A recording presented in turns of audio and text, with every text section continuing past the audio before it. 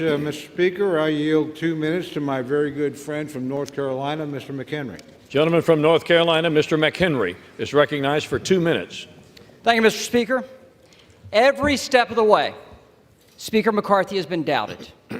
After the first Speaker vote, he was mocked, right?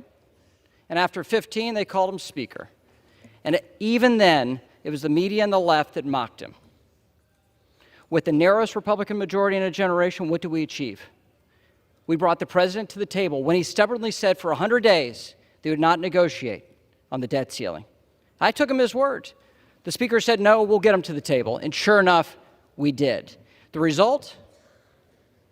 The most conservative spending package we've seen in generations, the largest spending cuts year over year that any Congress has passed.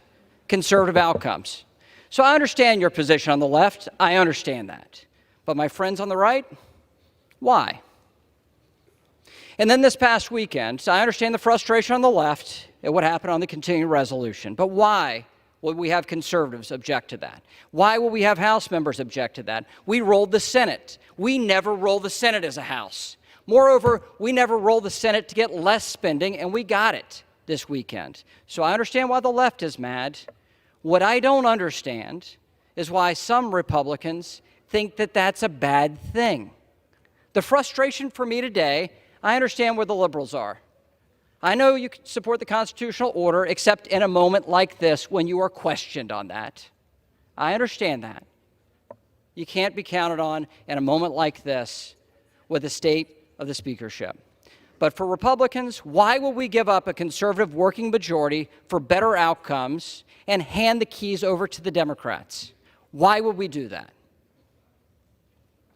And furthermore, with this record of success that we've seen Kevin McCarthy and a Republican majority produce in a Washington run by Democrats,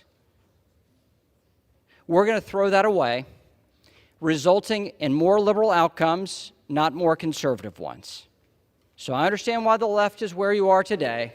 You don't like an effective conservative majority, and I don't blame you.